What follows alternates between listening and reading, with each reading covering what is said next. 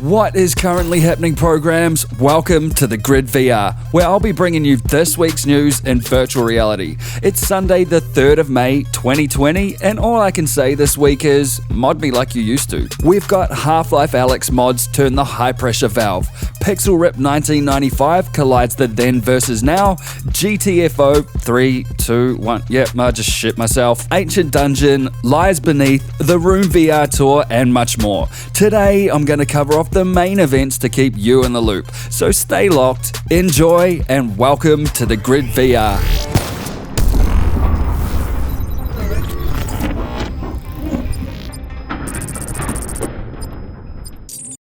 Amongst the unprecedented effects of COVID-19, we're seeing both sides of the spectrum, from VR headsets selling out, industry cutbacks, big-name gaming and tech conference cancellations, and some serious price gouging, where I'm like,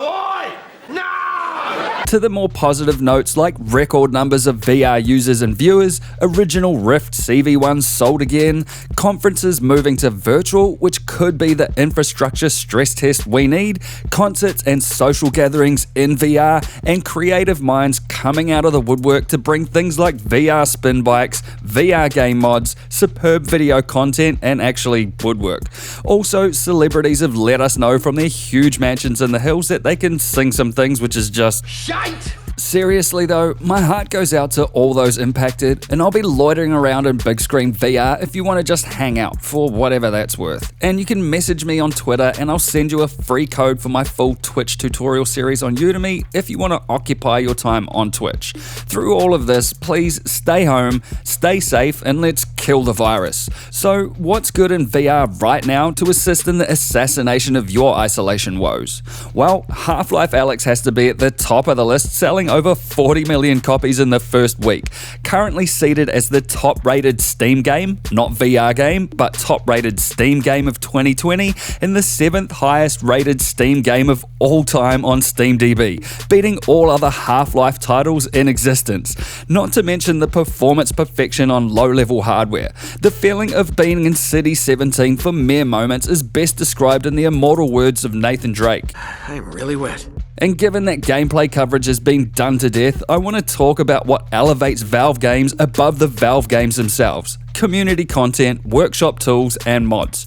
Official Steam workshop tools are most certainly on the way given the Half-Life history with community mods. A workshop tools file uncovered by SteamDB, and Valve has confirmed themselves there will be Source 2 tools for building new environments. Stay locked here for updates, or just step outside and listen in any direction for the global explosion of unisex erections. But until that time comes, modders are already using Hammer, Valve's level authoring tool, and HLA's virtual reality gameplay tools and assets to build mods you can play right now.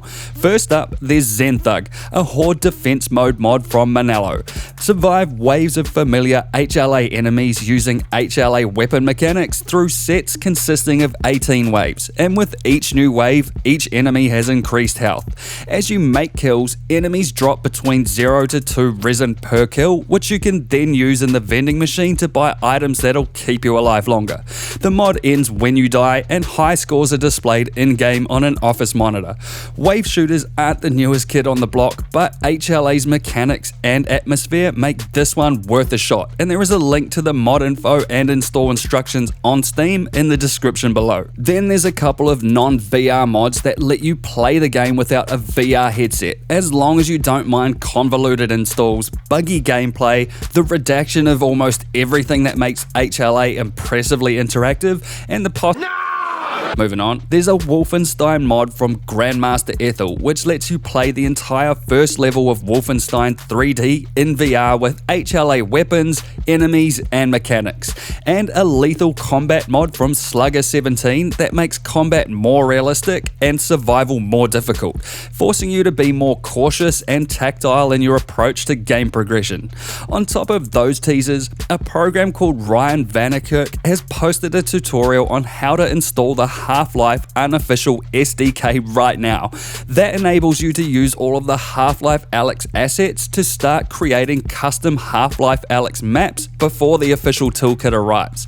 All thanks to the existing Steam VR environments editor being based on Source 2 and its compatibility with HLA assets. Links in the description below for all that if you want to lead the creative charge.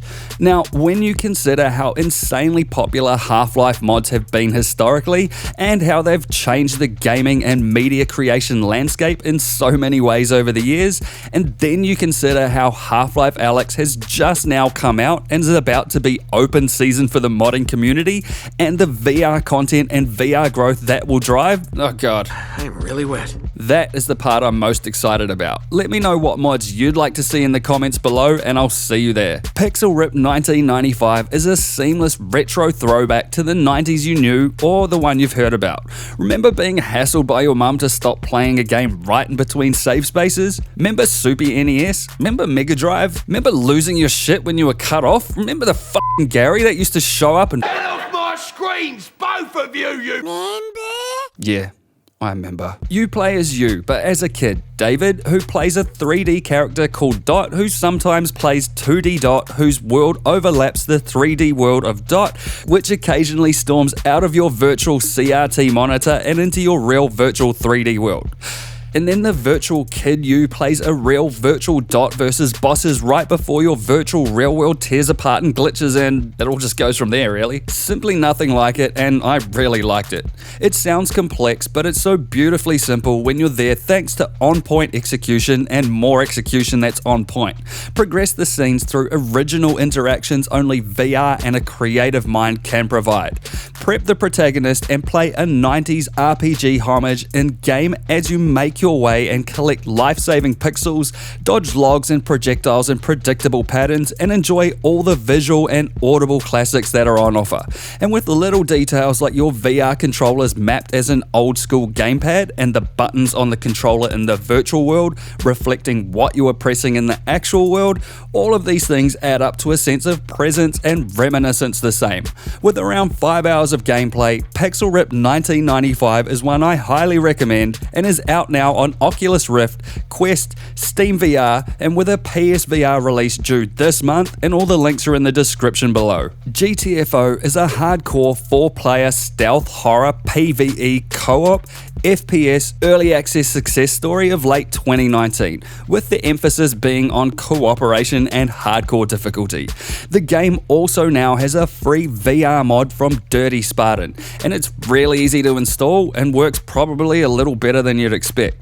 Descend into the dark as prisoners of the Warden and embark on expeditions to extract valuable artifacts from a grimly lit underground complex overrun by grimly lit pulsating sacks of ready-to-go aggression.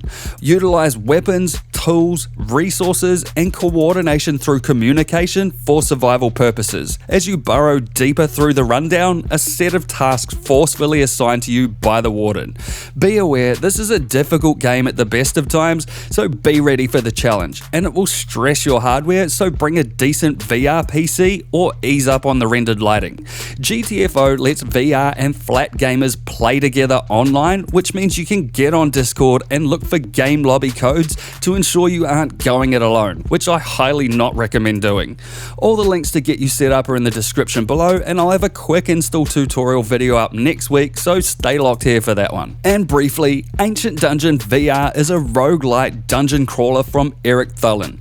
Grab your sword and throwing knife, navigate traps, uncover secrets, stand off against semi-bosses, pleasurably cut grass with precision, but then repeatedly bludgeon lesser enemies with the same sword in the ass-backwards collision comedy of low-res pixel art titles, which is a big part of the charm.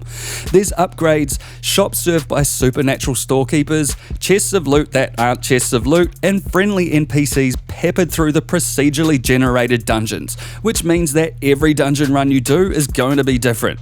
I had a ton of fun with this one, and there is a free download link in the description of this video, which I can honestly say is worth the journey. The Room VR, a dark matter from Fireproof Games, is a new chapter in the Room series, most notably played on mobile devices, but also appearing on the PC gaming platform.